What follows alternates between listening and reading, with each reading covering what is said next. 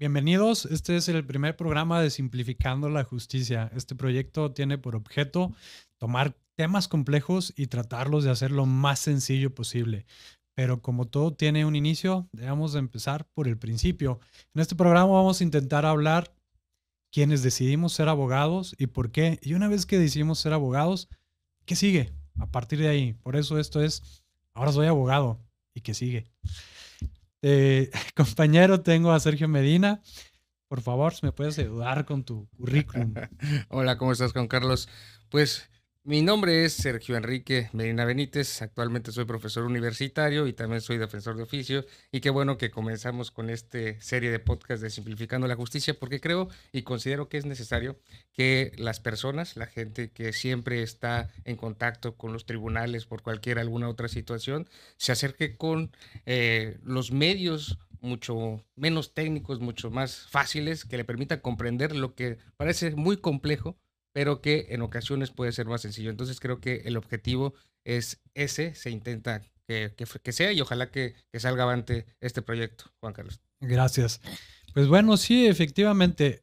La idea de hoy es poder alcanzar a discutir en principio dos temas. Uno, ¿cómo fue que decidiste ser abogado? ¿Cómo llegamos a esta decisión? ¿Y qué es lo que te lleva a tomar, una vez decidiendo ser abogado, qué camino quieres tomar? Y antes de darte, de que me puedas platicar cómo fue tu vida, tuve oportunidad de platicar con las personas que estamos ahí en el centro de justicia y generalmente llegamos a esta idea de que decidimos nuestra carrera en atención a lo que vemos en la mayoría de las personas. Es decir, en México lamentablemente no tenemos un curso verdadero de una cuestión vocacional.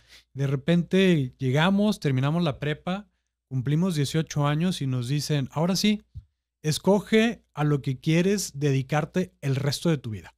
En este momento tú vas a decidir si quieres ser arquitecto, si quieres ser abogado, si quieres ser médico, si quieres dedicarte a hacer al diseño, si quieres ser programador. Es decir, a los 18 años, cuando todavía no conoces muy probablemente nada de la vida, te dicen, define qué es lo que quieres hacer el resto de tu vida.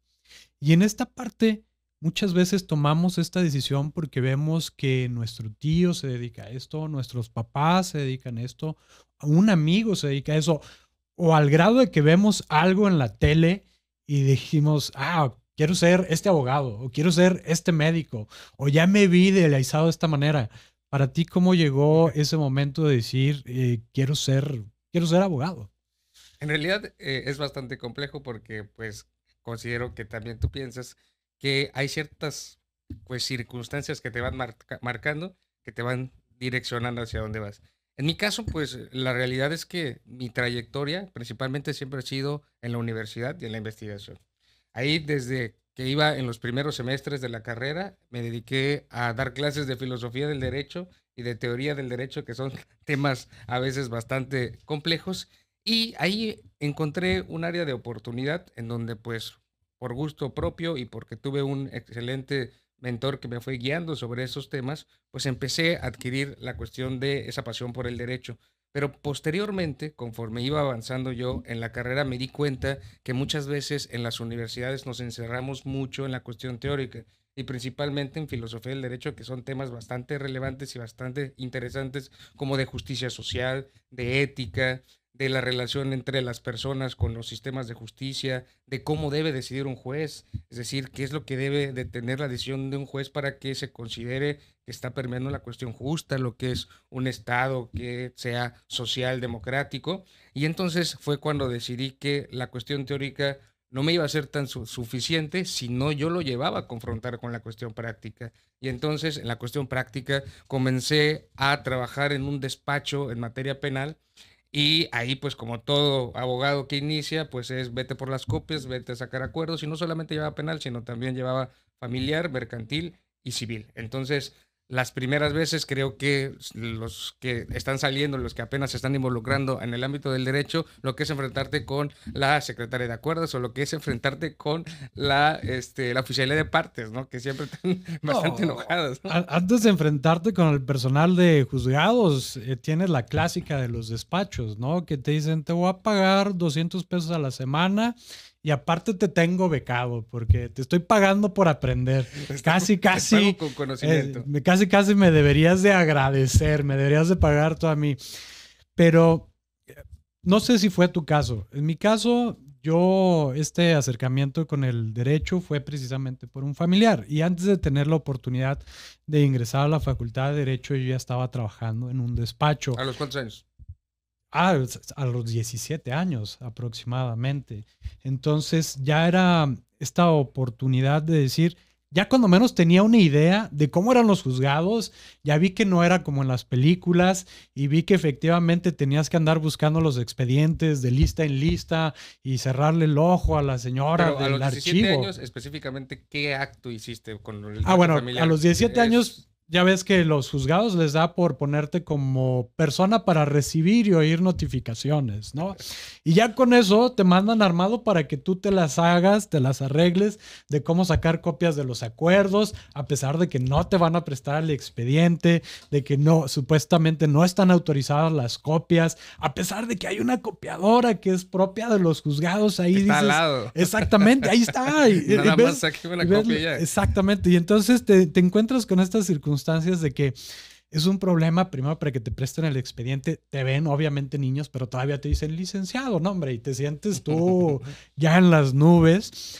Y aparte, la otra es intentar sacar las copias de los acuerdos. Es decir, yo tuve la oportunidad de empezar a ver cómo era el litigio en realidad. Y por eso no necesariamente me hice una idea romantizada de lo que era el derecho o de lo que era el litigio. Y con ese conocimiento en algún momento yo decidí, dije, quiero intentar algo distinto, quiero aprender una materia distinta, que fue la fiscal. Pero a los 17, ¿cuál fue la primera la materia que Ah, empezaste? la primera materia con la que tuve contacto fue civil y mercantil. Entonces, mi pan de cada día eran cobranzas judiciales, realizar embargos, diligencias de lanzamiento. Entonces, es una parte no tan glamurosa del derecho. Y ves que implica una mecánica que probablemente esté muy viciada, ¿no? Es decir, vas y haces fila para esperar a que el secretario haga la diligencia.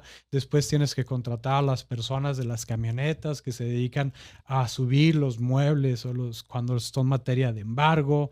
Es decir, O los lugares en donde se van a hacer los embargos, es ¿no? correcto, ¿no? Y te encuentras un montón de circunstancias. Llegas al domicilio y ves que no tiene nada, tiene una televisión y los niños están viendo la tele y es lo que te tienes que llevar, ¿no? Entonces te encuentras con esas decisiones donde te pones a pensar, ¿realmente esto es lo que yo pensé que iba a ser cuando decidí ser abogado? Y es algo que yo creo que muchos que entran a la universidad no tienen idea. ¿Qué es lo que van a hacer? Una vez que termine la carrera o durante la carrera, ¿a qué me voy a dedicar? Y yo creo que tiene mucho que ver con qué es lo que estás pretendiendo sacar de la carrera. Si únicamente quieres hacer dinero, si tu vocación es servir al público, si tu vocación es la de ser investigador, o si te ves en una parte de negociación. ¿Y por qué? Te voy a platicar una anécdota que tuve cuando yo estaba en la facultad. Siempre, como en todos los salones, tienes las personas que son muy estudiosas, tienes las personas que son muy hábiles para las relaciones y tienes las personas que no se les da otra. Y en una clase un maestro se dio cuenta que un amigo, un compañero no estaba poniendo atención para nada. Y su manera de llamar la atención fue preguntarle algo sobre lo que estábamos haciendo en la clase. Y su respuesta la recuerdo como si hubiera sido el día de ayer. Le dije, oiga, ¿usted qué haría si se le presenta esta circunstancia? Si le llegan y le preguntan, le dicen, saco la tarjeta de mi amigo aquí, el especialista en esto, le hablo y le paso el asunto y nos vamos a la mitad. Y yo me quedé, y él dijo, su respuesta es bien clara, yo vine a la facultad a hacer relaciones, quiero conocer los abogados que van a estar en esta área y que van a estar en esta área y que van a estar en esta área, porque yo sé que lo mío no es la inteligencia jurídica, pero sí las relaciones. Entonces, como una primera instancia, entonces es una autoevaluación de hacia dónde quieres dirigirte, es decir, qué tipo de competencias tienes, porque a lo mejor quieres tener muchas relaciones, pero que te complican las cuestiones de las relaciones, o a lo mejor, como tú dices, tienes una amplia gama de relaciones, eres muy amiguero, todo el mundo te habla, pero se te complica a la hora de esta investigación, y yo creo que entonces ese tipo de particularidades van sumando hacia donde ya vas tomando la decisión de qué es lo que viene después de la universidad, ¿no? Definitivamente. Y también tienen que tener en cuenta que esto va a ir cambiando. Esto va a ir cambiando conforme vayas desarrollando tu profesión. Voy a poner un ejemplo muy claro de una empresa internacional que se llama Deloitte. Cuando yo estaba en el Tribunal Fiscal, cuando tuve la oportunidad de tomar la maestría en análisis tributario, tenía un compañero que estaba en Deloitte y la manera en que estaba estructurado en ese entonces era ingresabas como abogado, como staff y luego tenías un senior y luego tenías ya la oportunidad de ser gerente y luego asociado y luego socio. Y lo curioso es que a quien más se le requería que tuviera conocimientos era al staff y a los seniors y a los gerentes. Mientras más ibas hacia arriba, menos conocimiento jurídico requerías, pero más relaciones sociales requerías. Es decir, hay personas que su habilidad está en el conocimiento jurídico y dentro de una empresa van a tener un lugar específico. Y hay personas que su habilidad no es propiamente el conocimiento, sino transmitirlo o probablemente vender la idea. Y otra cosa, como toda profesión, como abogados tenemos una parte que es venta. Hay personas a las que no les gusta vender. Y entonces ahí tienes que ver si un área del derecho que eminentemente es venta, como por ejemplo puede ser el derecho corporativo, es lo que es adecuado para ti. Ahora, dijiste que estuviste en el Tribunal Fiscal, Es pero correcto. supongo que antes de entrar al Tribunal Fiscal estuviste en otro tipo de cargos y que después actualmente, pues ahorita estás como juez. Pero entonces, ¿cómo empieza la carrera judicial? Y la segunda, ¿en qué momento surge esta pregunta de quiero ser juez? Claro, efectivamente me brinqué toda esa parte. Pero bueno, yo empecé estudiando derecho por una cuestión de un familiar. En ese momento me dijo, se te facilita, te iría muy bien. Y lo sigo esperando, ¿eh? Entonces fecha. Y ahí voy, influenciable en ese momento, dice, sí, cómo no, ahí voy para allá. Me cansé de estar en despacho después de 5 o 6 años y decidí, porque era mucho mercantil, era mucho civil, y decidí tener la oportunidad de conocer más. Y dije, ok, me gustaría conocer fiscal. Y entonces me acerqué al tribunal fiscal con la idea de aprender. Nunca, a mí hasta ese momento nunca me había llamado la atención el servicio público. Yo quería aprender fiscal y dije, ¿dónde voy a aprender fiscal? Pues dije, en el tribunal fiscal. No, no se me ocurre otro lado, no conocía un despacho fiscalista, entonces dije, ahí voy. Y entonces llegué y literalmente me metí, no conocía a nadie, pedí oportunidad y me dieron la oportunidad de ser algo que es meritorio, que ahorita ya esencialmente no existe en los tribunales federales, que tú vas, ayudas sin remuneración alguna, es decir, gratis, y tienes la oportunidad de ver cómo se desarrolla el trabajo, el servicio público.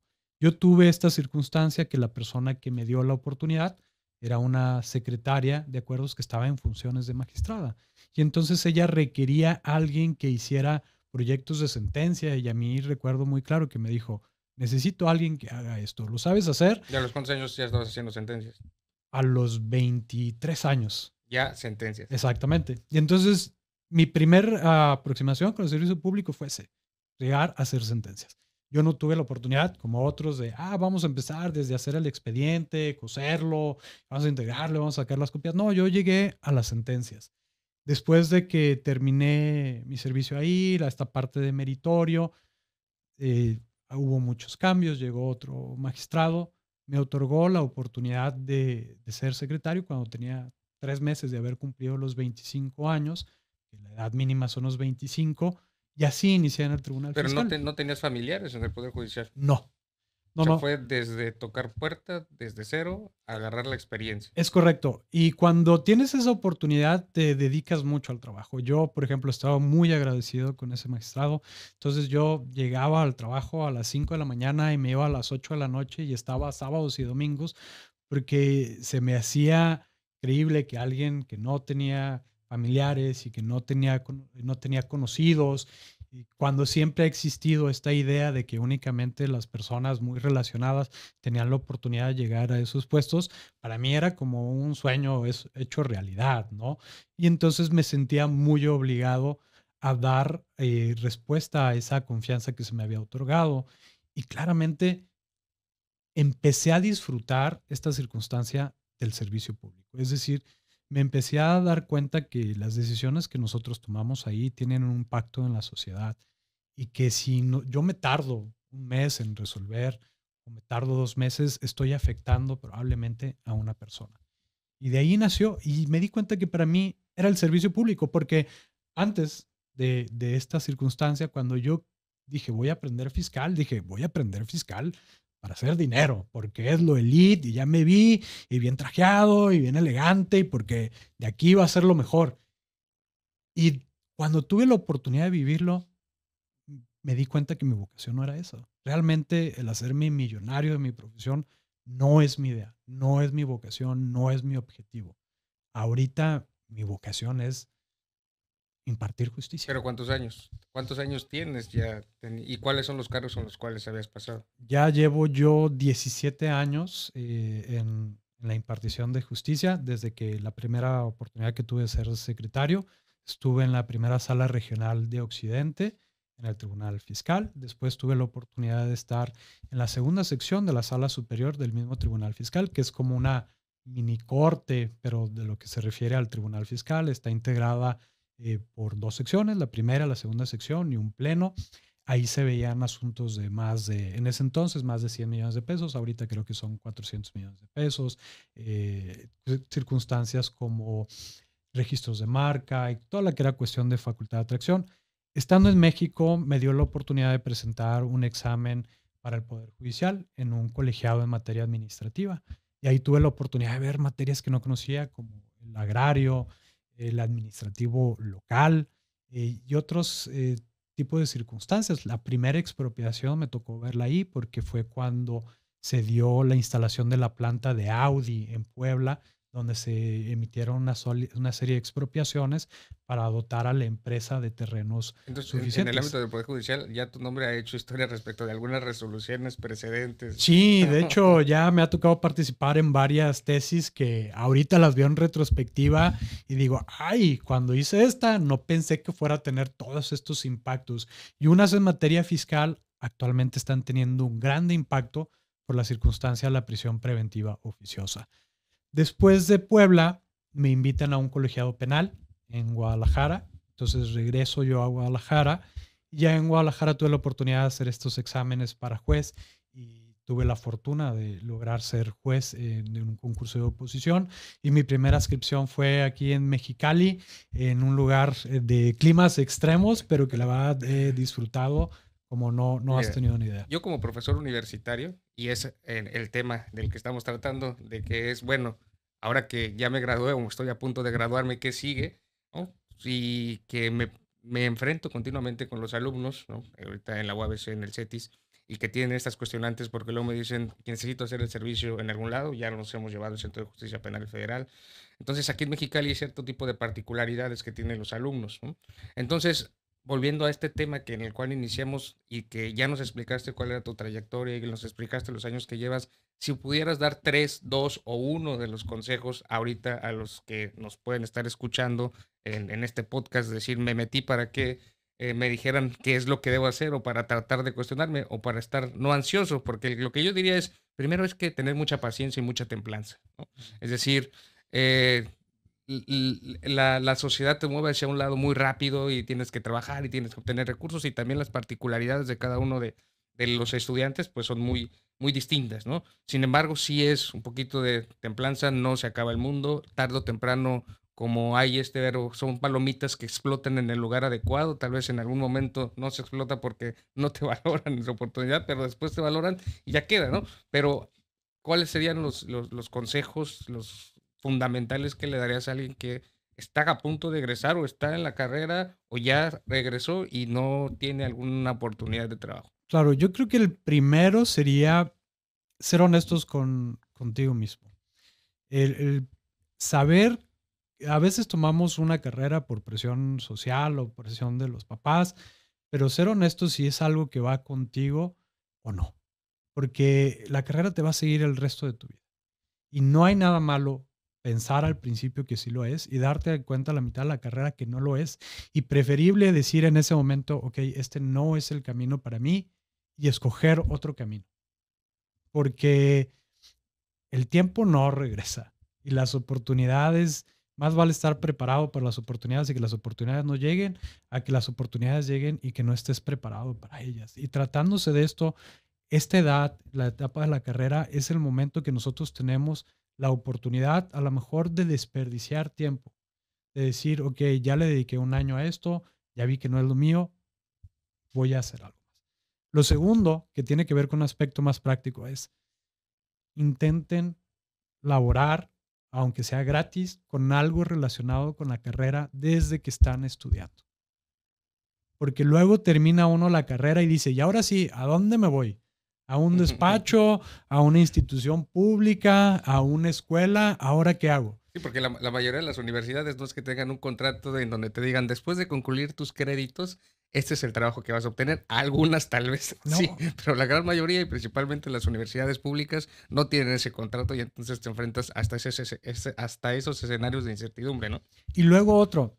Vemos en la tele que el penal es muy glamuroso porque lo vemos y se pelean y las discusiones, pero muchas veces en la realidad ya te das cuenta que es otra cosa completamente distinta y que tienes que lidiar con ciertos personajes que no son enteramente agradables y ciertas circunstancias y no todo mundo tiene el hígado para ese tipo de cosas. Y entonces sí es muy importante si de repente dices, a mí me interesa lo penal, voy a intentar meterme algo relacionado con lo penal y darte cuenta ahí en ese momento decir, ok, estoy en, déjame, voy a intentar ahora otra rama, otra circunstancia diferente.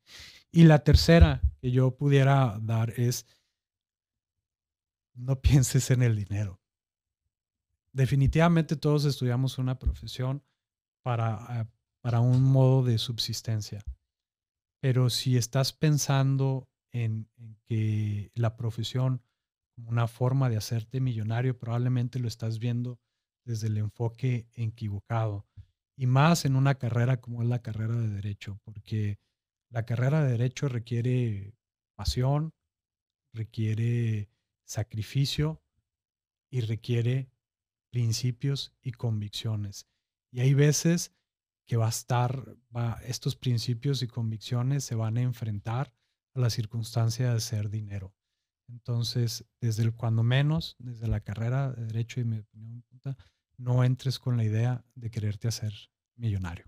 Porque tal vez puede que te enfrentes a un choque existencial después porque te das cuenta que la vida práctica, bueno, tal vez en algunas ocasiones sí lo sea y que para alguien el destino, las conexiones o porque así se dio, estuvo en el momento preciso, pues se da, ¿no? Pero muchas veces no y es mejor ser consciente de no chocarte. Y es a lo que también quisiera retomar el tema del servicio público, porque la verdad es que el servicio público sí es por vocación.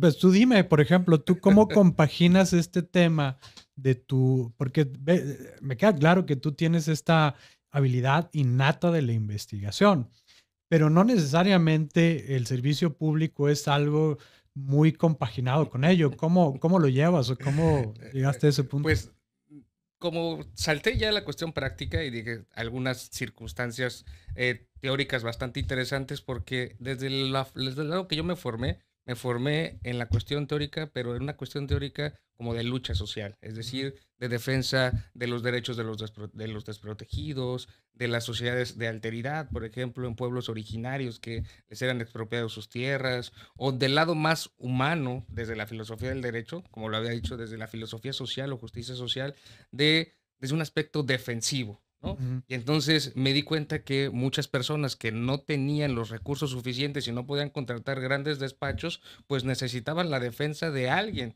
Y entonces ahí me di cuenta que podría yo combinar lo que yo estaba aprendiendo del ámbito teórico, porque en lo que yo aprendí en su momento del ámbito teórico, hoy forma parte, por ejemplo, de la perspectiva de género, del juzgar desde esa perspectiva, de los grupos en situación de vulnerabilidad, de los derechos humanos. Entonces, todo este aspecto social siempre me llenó.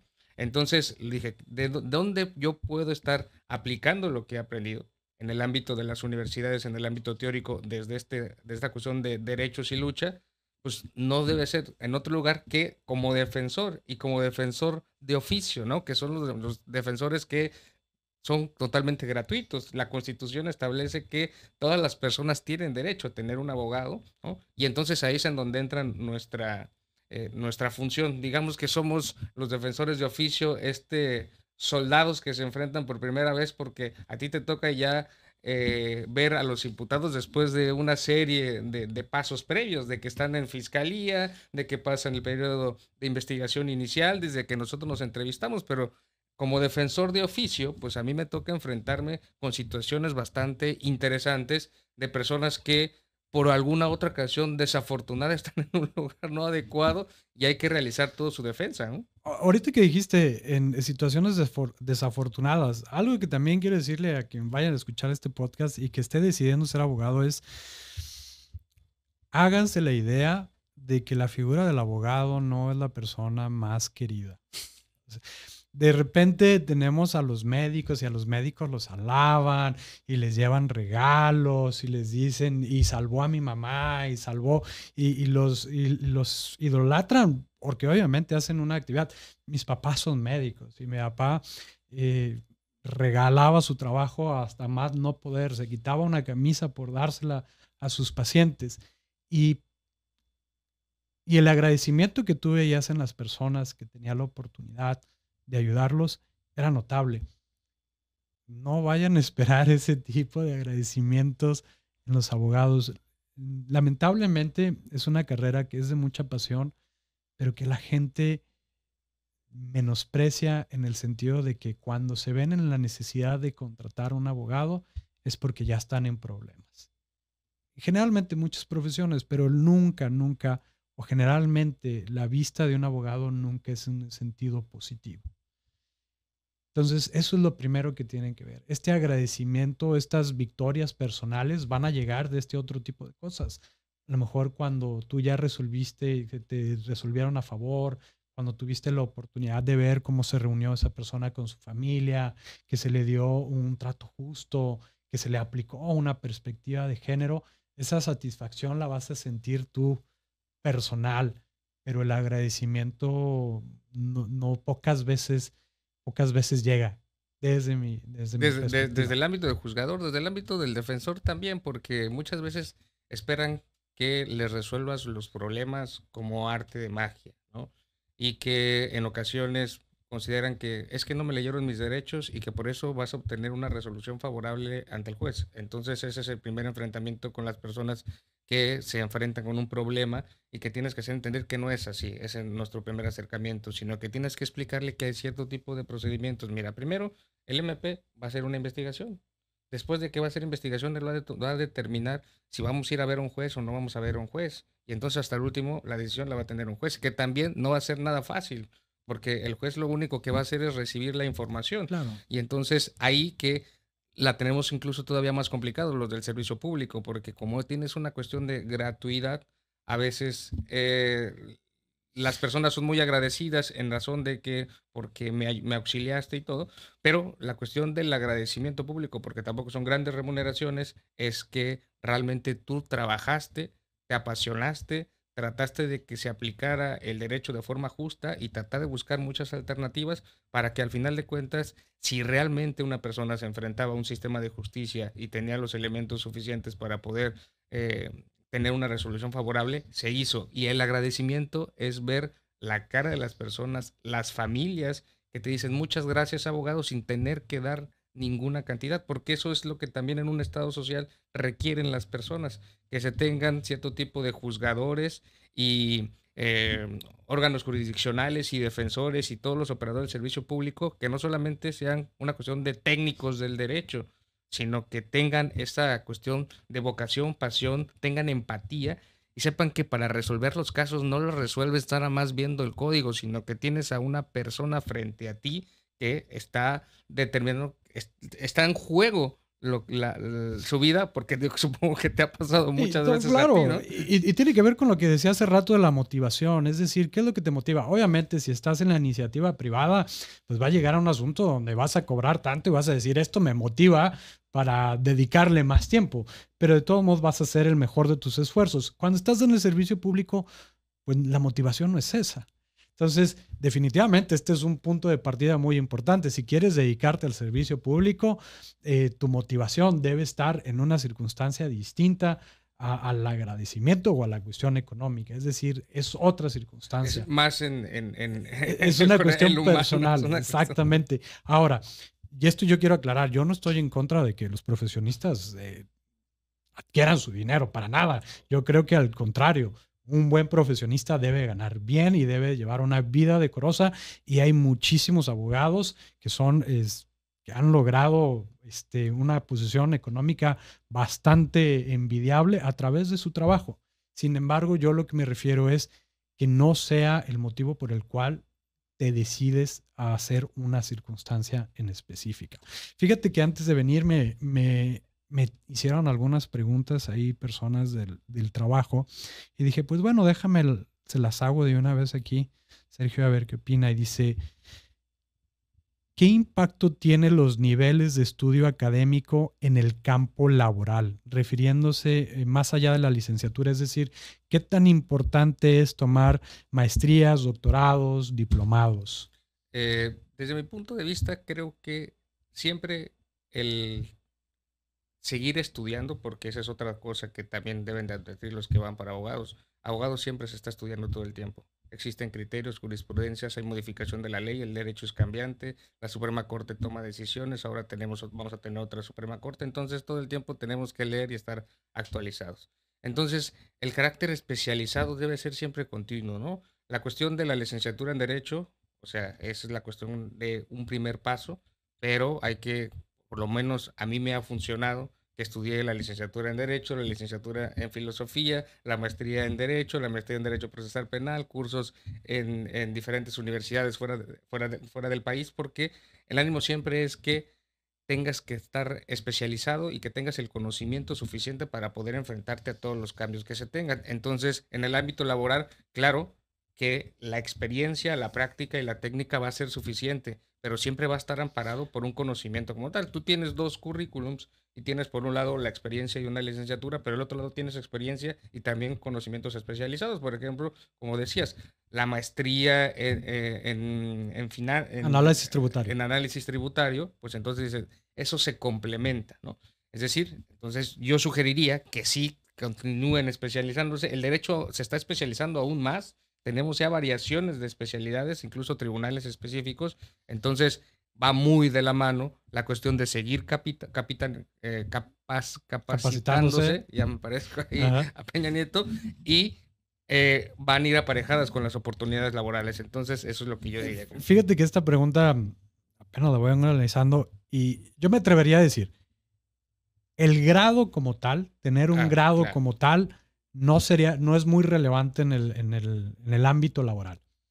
Lo que es relevante es el conocimiento que te puede dar el grado. Yo no he decidido hacer un doctorado porque los doctorados tienen mucha esta naturaleza de investigación. Las maestrías, yo he decidido más las maestrías porque son más profesionalizantes. Se refieren a aspectos, bueno, algunas de ellas, no todas, sobre lo que un profesionista puede vivir en el día a día. Esa precisamente análisis tributario tenía esta particularidad de que la realicé con la mayoría de contadores y entonces te permitía experimentar lo que ellos vivían en el día a día porque llevaban sus casos, compartían experiencias sobre asuntos en particular. Entonces, yo creo que sí es importante para quienes están terminando una carrera que vean la posibilidad de una maestría como un aspecto de adquirir conocimiento, no con un aspecto de tener el grado Pues sí, únicamente. porque no es que tú vayas cargando tus grados a donde vayas, Exacto. ¿no? Sino vas cargando el conocimiento y el conocimiento especializado, ¿no? Pero tampoco se preocupen porque inmediatamente después de terminar la carrera tengan que hacer la maestría. Porque volvemos a lo mismo, no sabes todavía qué vas a hacer, qué ramo del derecho te vas a querer dedicar. Y entonces primero es experimentar. Y si ya hay algo, dices, ok, ya vi que me gustó el mercantil oral, entonces voy a tomar una maestría en esto, ¿no? No es necesario, oye, ya terminé, todavía no sé qué voy a trabajar, pero ya quiero tomar la maestría. A lo mejor tomas una maestría en Derecho Familiar, pero no te quieres dedicar a Derecho Familiar. Entonces, el grado, pues sí, está bonito para verlo en el currículum y cuando te invitan a pláticas y dices, ah, mire, pero realmente como punto de vista de si te van a contratar o no te van a contratar por lo que sepas hacer.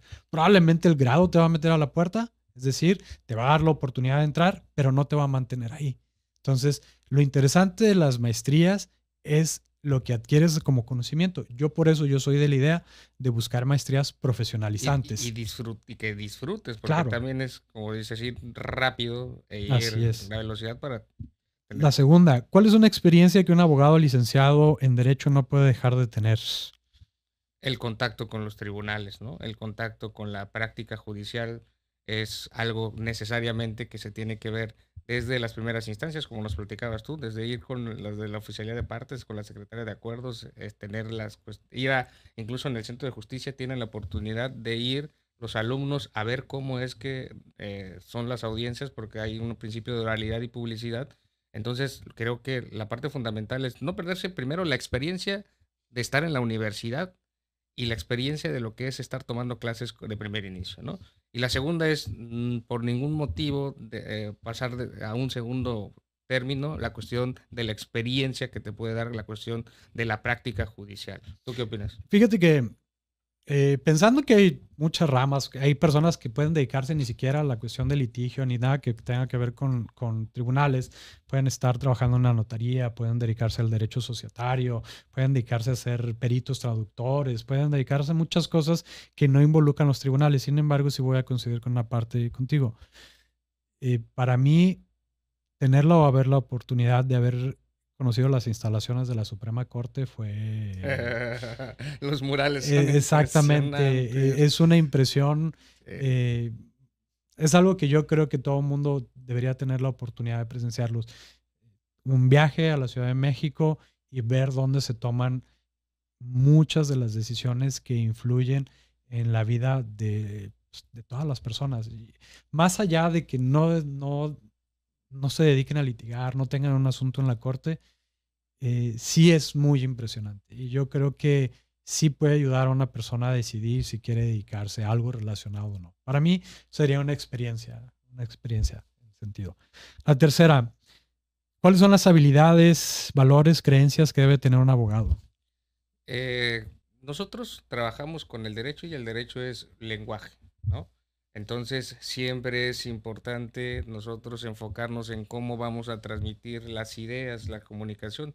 Entonces, para mí es fundamental que se tenga la habilidad o que se busque tener la habilidad en la oralidad, ¿no? Sobre todo porque estamos transitando de sistemas tradicionales a sistemas orales, en donde necesitas defender las posturas y las ideas en un principio de contradicción en las audiencias en ese momento. Si hay variación o si el fiscal, por ejemplo, en nuestro caso, te entrega una investigación en la misma audiencia, entonces tienes que tener ese tipo de habilidad de saber, primero, cómo enfrentar el problema, analizar el problema, y segundo, cómo a través de la comunicación, de la oralidad y de la utilización del lenguaje, vas a poderlo tú llevar desde tu lado para poder transmitirlo, porque no me dejarás mentir que un juez siempre va a desear mucho que los hechos y la forma de las argumentaciones siempre estén ordenadas, porque así ya no ustedes están todo el tiempo tratando de verificar y qué quiso decirme el defensor o tratar de buscar subsanar para que el imputado no pierda algún tipo de derecho, se vea no beneficiado por una decisión. Entonces yo creo que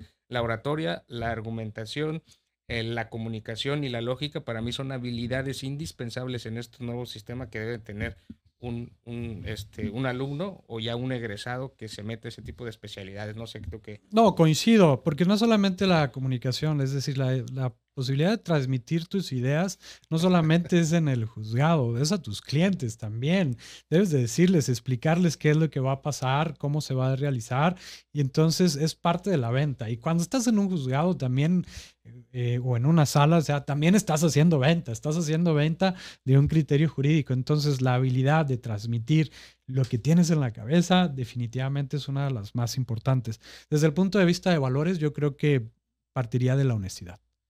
Yo creo que un abogado, el primer valor que debe tener es la honestidad. Si no puedes ser una persona honesta, digo, probablemente te vaya muy bien como abogado, pero lo, no serías un jurisconsulto, no serías una persona que va a construir en la sociedad. Y yo creo que puedes hacer el trabajo adecuadamente, puedes sacar los asuntos que te vayan llegando de una forma eh, adecuada, ¿no? Porque también como consejo es, si empiezan a ser deshonestos o si empiezan a mentir a los clientes desde una cuestión, desde el inicio, pues también créanse que la cuestión de ser abogado también es una reputación que hay que estar Claro, defendiendo. Y si claro. no se tienen esos principios que mencionas en respecto a lo que debe caracterizar a un abogado, entonces, pues imagínate si comienzas y empiezas a ser deshonesto o no atender a los principios, ¿en cuánto tiempo ya vas a tener toda una carrera en el ámbito de pura deshonestidad? ¿No? Vamos rápido porque nos quedan algunas varias. Dice, ¿cómo identificar qué materia del derecho te llama la atención? Pues yo creo que seguir a la intuición o el corazón. Fíjate que que te- aquí yo creo que, aquí yo sí tomaría la de un modelo a seguir. De repente identifica a una persona, ya estás en la carrera, identifica una persona que te llame la atención por su integridad, por lo que ha logrado, ve qué es lo que hace y puedes intentar decir, ok, veo que esta persona se dedica a esto, déjame lo intento. Pero la realidad es que no va a haber sustituto para la experiencia. Tienes que tener la oportunidad de experimentar distintas ramas para ver cuál es la que más te satisface. Por eso yo sí insisto con las personas que no porque iniciaron en un despacho civil, todo su desarrollo va a tener que ser en civil. Dense la oportunidad de conocer otras materias. y Dense en la donde oportunidad. vean que es ahí donde se les facilita, donde Claro. van a trabajar por Donde gusto. lo disfruten, donde disfruten agarrar un libro para investigar, una ejecutoria de estas de 400 páginas que dices, oye, qué interesante está eso, ¿no? Ahí es. O sea, te termina el horario laboral y aún así sigues estudiando y sigues investigando sobre ese tema y te apasiona. Esto es como cuando te dicen, oye, ¿cómo sabes cuándo es con una relación? No, bueno, pues cuando duras hablando por teléfono 3 horas y todavía dices, ay, ya vamos a colgar. No, cuelga tú, cuelgo yo, ¿no? Y luego todavía Otra cuelgan media hora. y le mandas el mensaje, pues lo mismo es en el derecho. Cuando de manera natural te nazca esta necesidad de saber más sobre el tema, ahí es. ¿Qué opciones tiene un abogado recién egresado? Litigio, sector público, empresas, academia. Todas esas, y yo también puede ser en la cuestión política, ¿no? La cuestión de las relaciones sociales. eh, Esto es algo que no se dice en las escuelas, pero el networking es muy importante. Con quién te relacionas, quiénes son tus compañeros en la escuela van a tener un profundo impacto en cómo vas a desarrollar tu carrera. Porque digamos que de repente tienes de compañero a un hijo que su papá tiene un despacho y probablemente te va a invitar, oye, vente al despacho. O alguien que se dedica a la función pública, es que es un hijo de un juez, oye, te invito para acá, tienes que intentar. O en una empresa que el que no necesariamente es jurídica, pero dicen, oye, tú te dedicas a esto, tengo una demanda laboral, ¿no? Entonces, la verdad es que las formas, como te relaciones en ese momento, va a tener mucha peso en lo que vas a decidir. sí, es que la esencia propiamente del derecho, pues es estar en lo público, ¿no? Es decir, bueno, público como relaciones, es decir, en la cuestión de la sociedad, entonces necesariamente tienes que estar relacionado en la carrera. A diferencia de otras carreras, por ejemplo, no sé, ingeniería o computación, que no es necesario estar en contacto con más Ujú. personas, la abogacía por sí misma lo hace. Y, por ejemplo, yo creo que es muy importante sacar buenas calificaciones y ser un alumno de excelencia, pero cuando sales de las carreras, tengo yo el título de mención honorífica y jamás nadie me ha pedido mi título de licenciado con mención honorífica para la práctica, ni para los clientes, ni para ninguna otra cosa, sino simplemente las oportunidades que he tenido laborales han surgido de este networking y de el contacto social y las oportunidades que se pueden aprovechar con tus mismos compañeros. Y si no sabes dónde empezar, yo creo que un despacho es un buen punto de partida, porque vas a tener la oportunidad de ver lo que es lo privado y vas a tener contacto también con los tribunales y vas a tener contacto con otras áreas del derecho que no implica litigio, por ejemplo, con notarios, el aspecto societario y todo. Entonces yo creo que el despacho sería un buen punto de partida que te permitiría conocer varias áreas y ya decidir después a dónde te Y quieres fíjate ir. que yo agregando también sería importante la cuestión de el servicio social, Ah, saber ahí claro. empezar con el servicio social y luego las prácticas en las universidades, en donde pues ahí vas a poder desgastar los cartuchos que habías comentado, ¿no? Dice, ¿qué factores considerar elegir entre trabajar en un despacho, el gobierno por cuenta propia? Bueno, es más o menos de lo mismo. Primero que nada, las facilidades que tengas, porque si tienes acceso a un despacho interesante e importante, pues definitivamente es eso, ¿no? Y pasas las entrevistas, porque esos Claro. son... Entonces, primero que nada, algo muy importante va a ser eso. Ahora, primero es buscarte tú el camino. Yo lo dije, cuando yo quise aprender fiscal, dije, ¿dónde voy a aprender? En el tribunal fiscal. Si no tienes contacto con un despacho importante o alguien y quieres aprender una materia, yo creo que ir a buscar a los tribunales una manera de que te den la oportunidad de colaborar sería también una buena forma de ingresar a esa área. Finalmente, ¿cómo conseguir los primeros clientes si decides ejercer por cuenta propia? Este, una campaña de marketing, hacer podcast, le pones un nombre y decides. No, bueno, primero que nada es qué es lo que vas a ofrecer. Si vas a ofrecer servicios periciales, definitivamente vas a tener que llegar a los juzgados, a solicitar al personal que te inscriban en el padrón, llevarles ahora sí que calendarios que sepan que ahí estabas. Es decir, a final de cuentas todo lleva una labor de venta. Pero si quieres dedicarte al litigio, eh, ahora sí que las recomendaciones de boca en boca es una de las cosas más Es importantes. correcto, yo te iba a decir que así, cuando yo decidí ya no estar en el despacho, porque en el despacho creo que ya no se aportaba más conocimiento del que yo ya podía obtener, para obtener en ese caso específico en el área penal, dije, pues voy a saltar a eso. Y fue precisamente de los amigos de la carrera que también se dedican a otro tipo de materias que les dices, ¿a qué te dedicas? ¿Mercantil? ¿Llevas penal? No. Si te cae algún asunto del ámbito penal, pásamelo, y yo lo resuelvo, ¿no? Entonces, entre los compañeros, entre las vecinas, entre las amigas de las mamás, entre los amigos del papá, necesitan algún abogado y entonces ahí es el momento en donde empiezas a generar la cartera de clientes y sobre todo que comiences a tratar de solucionarlo de la mejor manera, porque si la resolución es favorable en los primeros clientes, esos son los clientes potenciales que te van a estar diciendo que eres un buen abogado y te van a empezar a recomendar en otras cosas. Y también, obviamente, si tienes posibilidad de recursos, si está tu guardadito, pues obviamente si te contratas unas oficinas, contratas la cuestión del marketing, haces un montón de cosas, pero si no, lo que dices de boca en boca es el primer paso, ¿no? Y ojo, algo que no hemos mencionado, la presentación es muy importante. Dicen que el hábito no hace el monje, pero sí lo representa. Entonces, la presentación, cuando vayan a iniciar por lo privado, siempre estén pensando qué imagen van a dar al cliente, porque ustedes no contratarían a alguien que dice, no, bueno, no, este mamarracho, ¿de dónde salió? ¿No? Entonces, realmente la presentación es muy importante, la imagen que den es muy importante y actualmente ahorita estamos con las redes sociales. Si no tienen manera, si no han realizado este networking, hay que empezarlo.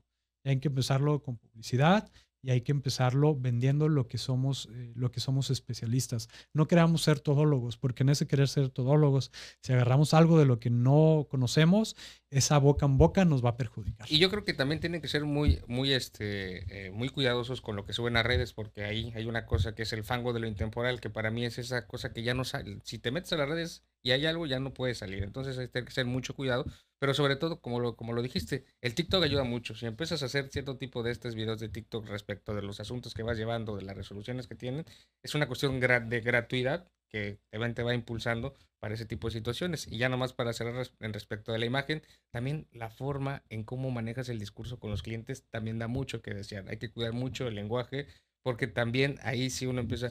Y, No, co- y, no, co- no, y- no y con digan cincu- mamarracho Ajá, ante y no, sus pues, con, clientes. con 50,000 pesos Claro. ahorita sale o algo así, ese tipo de circunstancias, porque eso genera desconfianza y no solamente genera desconfianza para ellos, sino también se va creando una mala imagen del abogado, que es el abogado que solamente pide dinero para resolver los asuntos y no todos los abogados Y son así, ¿no? otra cosa, nunca digan, ya está hecho, ya está ganado, porque nunca saben qué puede pasar, ¿no?